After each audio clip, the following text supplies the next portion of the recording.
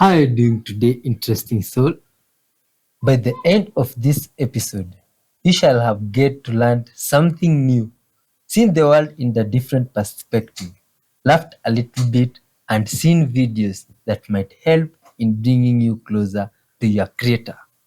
And as you experience this, my friend, we shall be carrying out our mission, the mission of spreading love to the whole world, peace, honesty, and forgiveness, because we believe those virtues are extremely important in this life. And my friend, we are never ever going to start a video here without being guided by some words from the book of wisdom. Some people call it the Bible. I can tell us which name you use for this good vibes book, but we believe is the guide of life. And today, this is what it tells us. Do everything without complaining or arguing, so that you may become blameless and pure, children of God, without fault in a crooked and depraved generation, in which you shine like stars in the universe, as you hold out the word of life, in order that I may boast on the day of Christ that I did not run or labor for nothing. That, my friends, is from Philippians 2:14 going down. Now, let's give thanks to our Creator together. Thank you, dear Lord Father, for this wonderful viewer that has joined us today. Thank you for your love and goodness. Dear Lord Father, thank you for this beautiful day that you've given to us, Father. Dear Lord, as we shall be reacting to the videos you have today with this soul, Father, guide us through. Fill us with your spirit, dear Lord, we do pray. And this individual soul, Father, that has joined us, please intervene in their lives as we watch these videos. Guide them through, Father. Let them see your presence in their lives, Father. For you are worthy. In Jesus' mighty name, we do pray, trusting and believing. Amen. Good wave soul. Join me till the end and let's dive in for some good vibes videos. Oh, one thing.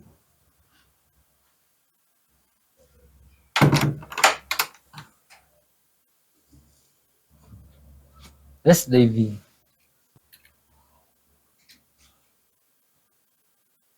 Huh? My God, what's this? Which animal is this? My friends, in this video, you see this crazy looking animal here. That looks like, oh, it's a good vibes. Looks like a crocodile, or which animal is this? It's so huge. How can this animal do this? Oh my God. Which animal could this be? But it's not even as mysterious as this other one. This one was caught by some guy fishing. And this is something that he also has never seen before. To me, this is still creepy extremely. This is so crazy. No, I can't believe this. Wow. Yeah, I'm filming it. Wow. Oh. Wow. I can't believe it. They're coming more bubbles there. They're coming up. Oh my god. Oh my god. Wow. Wow.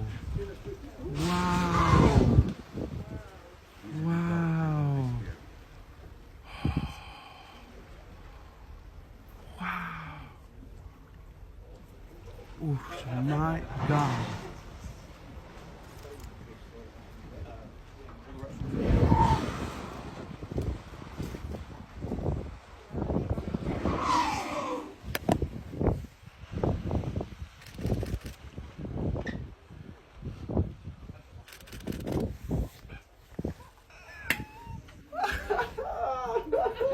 So crazy. Ocean monsters caught on camera. Check out this one, my friends. Do you know about it? Oh, this one is extremely unbelievable. Man, looks quite unreal. It's hard to believe there is something bigger than an elephant in the water. This one is extremely huge. Look at his mouth there. Oh my god, this is crazy. You see, it's hard to believe that on the water, inside the waters, there is something even bigger than a camel. You see, on that here, my friends, we see elephants and those things are big. But now this one, oh, it's quite unbelievable. My god. What do you call this one? English people, have you been knowing about this creature here? Look at the size of its teeth there. My god, this thing can tear a whole boat apart. This is crazy. Oh, I hope it's full of good vibes. But maybe, you see, it didn't even harm that human around there. So it understands love. It's quite good vibes. Yo, but it's quite have been a scary experience. And in other places, my friend, called Utah, good vibes guys came across something at night that was graying in their skies. What could this Jesus be? was praying at Gethsemane. It says that he prayed and he sweated blood. And he said, Father, if you could take this cup from me. And what I've always thought was that he knew the excruciating physical pain that he was going to go through. He knew that he was going to be beaten. If you've ever seen The Passion of the Christ, it depicts that, right? But it doesn't depict the whole thing. He was beaten he was whipped on the front and the back. His body was torn up from his genitals down. His back was torn up. They would open your spine, and when they put you on the cross, you were naked. You were totally naked. And so every time that he went to get a breath, he was nailed to that cross. Every time he went to get a breath, he would scratch his open spine on that wood.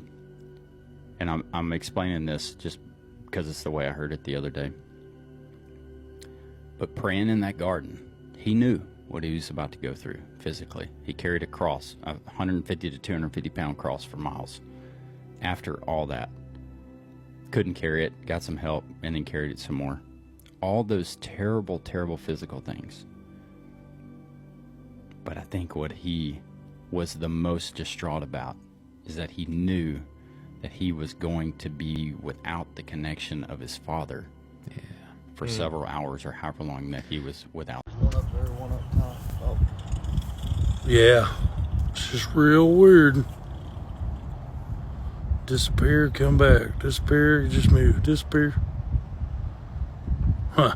Demonology is fascinating because when we look at a picture like this, we recognize that this looks like Medusa. But then I was reading through the Testament of Solomon. In that book, King Solomon summons a bunch of demons. And then he tortures them, has conversations with them, talks to them about like what their powers are, and then ultimately he gets them to do things for him. According to tradition, he used demons to help him build the temple. But one of the demons that he summons is a woman demon named Abizu. And Abizu looks an awful lot like Medusa. She has kind of green skin. She has snake-like hair. Abizu, as a demon, is infertile and wants to have a baby, but can't. And that makes her so envious that she wants to destroy all newborns. And so she is the demon of miscarriages and infant death. Abizu is one of the 7 sisters, and she shows up in much earlier literature. She was born out of the primeval sea, which Christians refer to as the abyss. In fact, her name, Abizu and abyss, they have the same origins. She comes from the deep. She is part of very old spiritual Mesopotamian lore.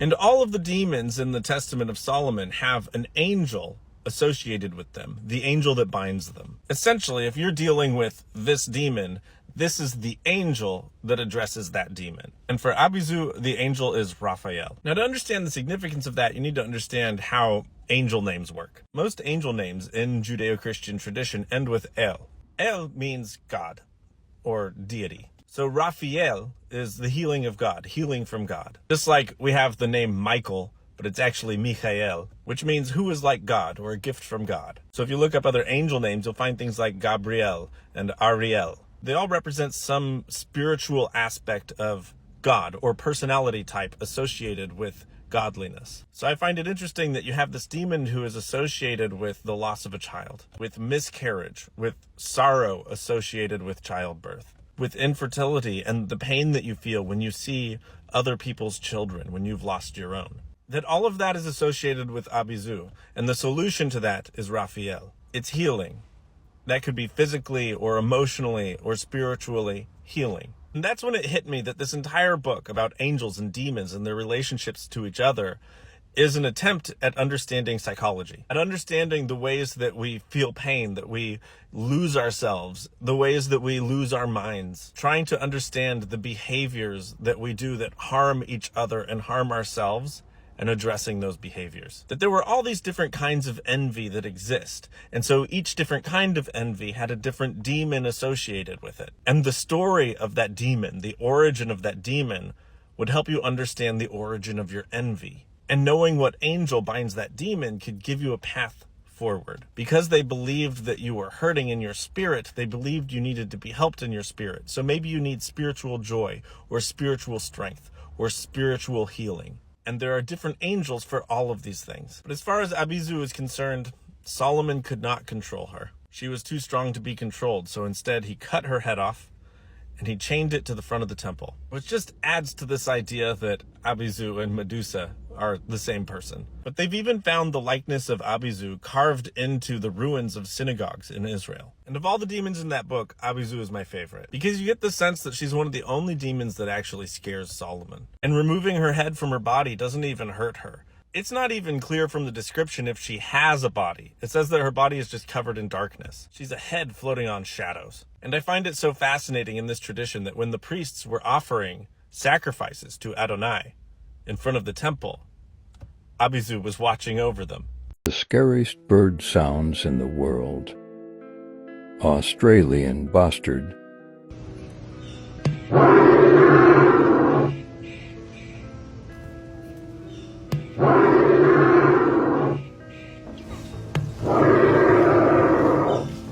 Screaming piehead.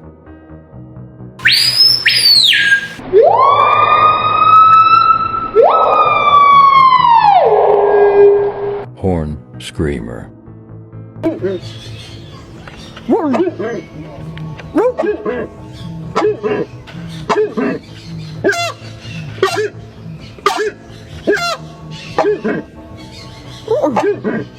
Showbill.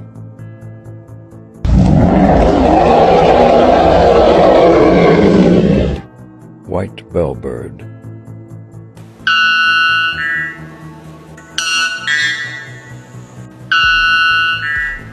When I found out Medusa had hair like me and they weren't snakes, it all made sense as to why they have demonized our hair for so long. What they don't want you to know is the figure that they demonized in Greek mythology is actually Naga Kanya. It is a powerful Naga goddess. I broke down in a few other videos the Naga serpent, which leads back to people who look like me.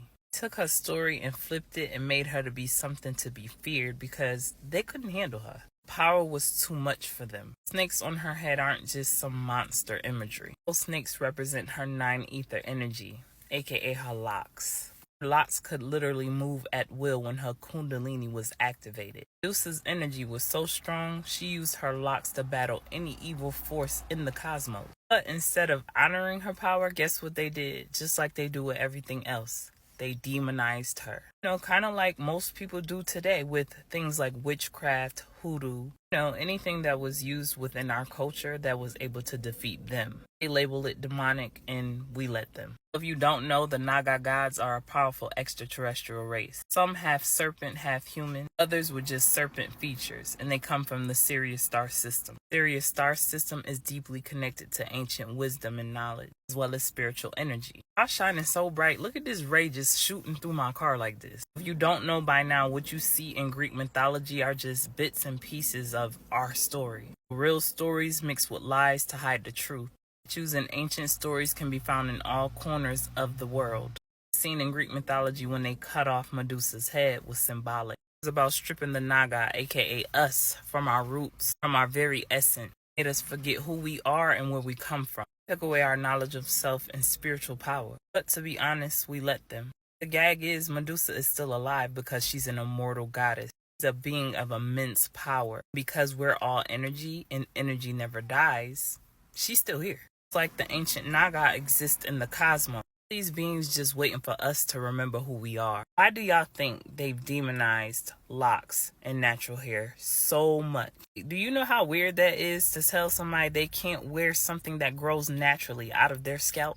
These locks are not just a hairstyle. They're deeply connected to our roots, our spiritual power. The way locks naturally spiral mirror the coils in the galaxy. Our ancestors understood that our hair is an antenna, access to higher realms and the universe. I especially know this to be true because I've told y'all I've always been tapped in, but when I got locks, well, y'all see the end result of that, right? Downloads be downloading. That's why locks especially represent 9 ether, the highest form of energy flowing through our carbon-rich hair. Because yes, we are full of carbon. 6 protons, 6 neutrons, 6 electrons. This represent our kundalini energy, our life force, and they don't want us tapping into that. Trying to get us to cut, straighten, or even sometimes cover up our natural hair, strip us of our essence, just like they cut Medusa's head off to strip her of her power. Truth is, locks are a form of resistance. When we wear our hair in a natural state, we rejecting the system that tried to strip us from our power. Because we are our ancestors, we connecting back with the Naga's ancient wisdom through our hair. It's our symbol of freedom and divine energy. Like Medusa's hair moved with her will, your hair carries that same untamed cosmic energy. You already know, they demonize what they fear they can't control. Medusa's locks were feared because they represented her true cosmic power. So just like Medusa was truly never unalived, our power is still very much alive. You gotta take your power back, reclaim it. But you can't do that if you embracing everything outside of you. We are remembering who we are, and that's what they fear the most. So keep rising, y'all. Peace, love, and light, and gratitude for watching. Anytime the Bible talks about a physical characteristic of a character, pay attention. That characteristic is going to feature into the narrative in some way. So, for instance, in the book of Judges, Ehud is described as left-handed, and of course that left hand features prominently in his slaying of King Eglon. Or Joseph is described as handsome in form and appearance, and this is followed right afterward by Potiphar's wife trying to seduce him. Absalom has long hair. That features in the narrative when that hair gets caught in a tree when he's fleeing from the enemy. So, what about Saul? Saul is described as tall. What significance is there to that? Well, the Hebrew root for tall is gimel beit hey in Hebrew. And that same root can not only refer to a physical height, but also to arrogance, to pride. In fact, we still use this kind of language today when we talk about someone acting all high and mighty. That is prideful, arrogant. So, when Saul is described in this way, it's not only a characteristic of his stature, but it's also a tap on our shoulder telling us, hey, pay attention to this guy. He may be tall, but he also might start acting high and mighty, which of course is exactly what happened when he rebelled against God, and thus the throne was taken from him and given to David. So always pay attention to the physical characteristics of biblical characters. I mean, what is the purpose of lying if we don't trust you? I mean, not much people realized that our undersea cables, nearly 100% of transoceanic data traffic, these lines are laid on the bottom and usually carries the world's internet, phone calls, even TV transmissions between continents. If 100% of internet data is transmitted to underwater cables, that only means that communication satellites are totally unnecessary. I mean, there's no satellites floating out space. It is a scam. since our ocean is our real space. This photo right here was installed year 1410, a 600-year-old clock, remarkable fusion of timekeeping, even celestial wisdom that stood the test of time. Does it look heliocentric to you or geocentric? Geography is called geography with purpose, and not heliography. Horizon is called horizon with its purpose, it's horizontal. Airplane is called airplane with a purpose that we are living on a flat plane. I mean, you already let your partner lie to you. The governments lie to you. And NASA too?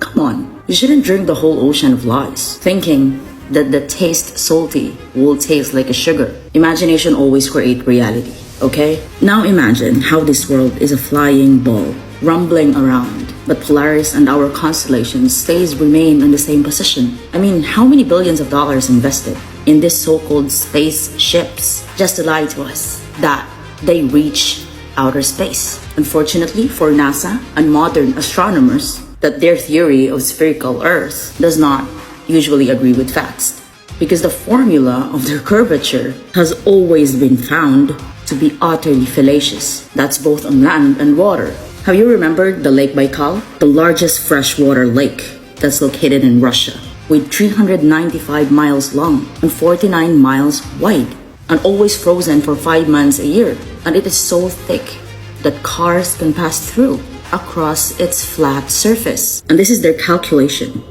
quote-unquote curvature. It's funny to think that if Earth were a globe, there is supposed to be 19 miles of curvature present on the surface of the Lake Baikal. Instead, there is 19 miles of frozen curvature absent. Real physicists that can't be bought by governments always knew Earth is flat. Quantum physicists always work off of a flat Earth model. Satellites on space, huh? You know, aircraft would need to use what they called the dead reckoning. A dead reckoning is when an aircraft lose its communication on any ground tower, and they have to maintain their heading, speed, and altitude until they get reconnected with another land-based tower. If they could communicate through satellites in space, they don't need to use the dead reckoning, yeah? But they do, because the satellite on space is a scam. Our space is the ocean, period. Astronauts can't be an astronaut without scuba diving lessons. Like, have you ever think, why the hell is that? I mean, Earth is flat like your ass. Space is fake like your ex. And history is fiction like your relation. And politics only serve as a distraction like your side chick's motion. Our weather is controlled like your cum. Crises are manufactured like the face of your girlfriend. We are always poisoned by our air, water, and food, especially among other things. And I'm not gonna apologize of how I think. And yeah, Globers may laugh about it. At least I'm not the ones laughing that you're blind, or your blindness even blind you that your partner cheated on you and you still believe him. Love is blind, so salam alaikum. So I'm just gonna come out and say it. I saw an alien. I saw an alien. I saw an alien in Ypsilanti, Michigan in broad daylight in like March, maybe February. I had moved into a brand new apartment. I was sitting on the ground of the apartment in the living room, looking out the balcony towards a tree line that divided the apartment complex to a park. And I was getting ready to enjoy a nice herbal refreshment. And I opened the sliding glass so that I could blow out said herbal refreshment out the thing.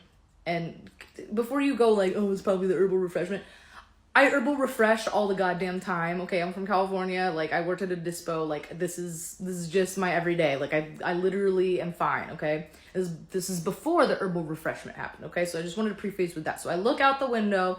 It's golden hour, and this thing starts floating down by the tree line, kind of like a bag in the wind, a dandelion seed in the wind, a jellyfish in the water. It was completely see-through. No arms, no eyes, no face, no mouth, no nose, no nothing. Just like a thing. Very similar to like a jellyfish setup, although it didn't have like little tentacles. See-through. It's probably as big as my arm, maybe like a hand longer than my arm, just kind of like floating down. And it had these lights, like these pulsating lights that went like this. Like, and they would change colors as it would like, very much like a casino. Very much like something you'd see in a deep sea documentary. And so this happened to me. It just floated down very close to my balcony and like went underneath the balcony. And I was completely in shock. I was like, what the fuck am I? Just totally froze, didn't take a video. Yeah, once it floated down below the balcony, I was like, well, shit, like, where did it go? So I like kind of mustered up the courage to like go out onto the balcony and like poke my head over and be like, yo, like, where's that thing? Nothing there. And so I kind of just was like, what the fuck? I didn't tell anybody about it. Not my bestie, not my coworkers, nobody, okay? And so like, I'd say like 4 months later, I'm in bed, having a nice day off, enjoying an herbal refreshment. And I'm like, you know what? Like, I want to watch a deep sea documentary. Like, cause I fixate on biological things. I love the ocean. I'm like, you know what I love? That's like really weird and quirky. Let's watch like a deep sea documentary about the life of the sea. So I did that. As soon as I saw something see-through with no eyes, no face, as soon as I saw something in the documentary that was see-through with no eyes, no mouth, no legs, no arms, no face, that had like little pulsating, like colorful lights, I was like, oh my God. Like, I like remembered. It's not like I completely forgot. It was like I kind of just compartmentalized it and was like, I'm just not going to talk about that because I don't know what the fuck that thing was. And I was like, oh my God, like I saw something. And it looks like deep sea creatures.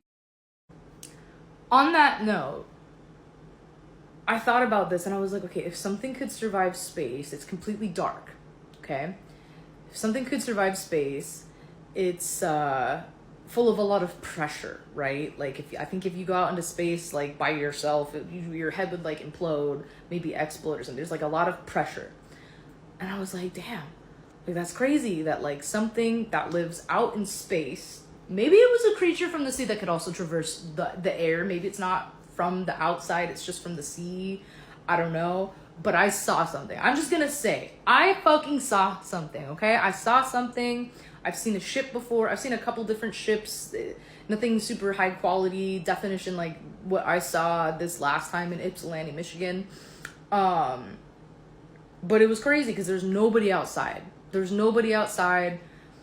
I was probably the only one looking out the window at that time, and I just want to come forward and fucking say something about it. Like, is there anybody else out there that has seen? Because when you see an alien like on TV or whatever, it's like a gray alien, maybe like a tall alien, maybe like a reptilian alien or whatever. Like, this was something I have never ever nothing I've ever seen before, okay? And I just want to know, like, is there anybody else out there that has seen a being that is see-through, like, you know, as big as my arm, like long. It was like a long thing, okay? Like, it had like a top and then like a middle part and then like a bottom, but there was like no legs and no tentacles. Like, it's the shape of it was so bizarre. Like, I don't even know how to describe it. It was more so like the composition of like color and see-throughness that I can like comprehend. Like, the shape of it was it was long. I need to know if somebody else has seen this, okay? I saw a painting of something recently that somebody said was what these angels or aliens should look like. And it was a very, very, very non-defined painting, impressionist painting, I suppose is the right word, of like this form. Like, it got the form right, but it didn't get like the detail of like all the blinking lights and stuff like that. And then I saw this girl post a picture of her painting of an angel that she knows that deals with like music or something. I forgot what she called what the angel was, but it was like the same shape, but it had all these eyes and shit all over it. And it had like all this rainbow color. And I was like, okay, that looks so much like what I saw, but it definitely didn't have like the typical like angel like eyes and wings and shit everywhere. So I just need to know, anybody out there, have you seen what I've seen? What does it mean? Am I alone? Am I special? Am I not special? Was it just coinky dink? It was something. I know I'm not crazy. I know what I saw. I'm still kind of processing it, but I just know that when I saw this thing, I wasn't scared. I was like definitely frozen because I was like shocked, but I wasn't like afraid. But like, yeah, okay. That's my thing. That's what I've been wanting to say on TikTok for a while, but I've been scared because I don't want people to like come after me or something. I don't know. I just feel like I saw something that like nobody was supposed to see, so I just feel weird telling people about it. But bitch, I don't give a fuck. It's all gonna come out anyway at some point. I bet.